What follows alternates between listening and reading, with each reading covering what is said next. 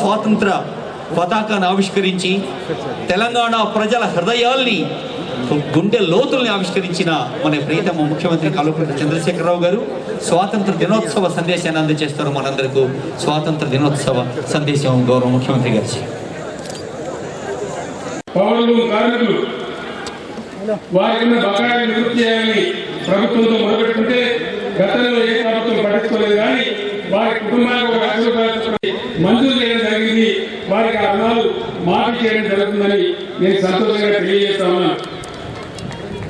తెలంగాణ ఉద్యమంలో అత్యంత కీలక పాత్ర పోషించి సకల జనుల సమ్మెలాంటి అద్భుత పోరాటాలు చేసిన ఉద్యోగులను కడుపులో పెట్టుకుని చూసుకుంటామని మాట ఇచ్చాం. సబ్సిడీ కరువు నష్టం వారికి తెలియదు, వారికి అందించబడలేదు. దాన్ని గుర్తించినటువంటి మా ప్రభుత్వం ఇంత అద్భుతమైన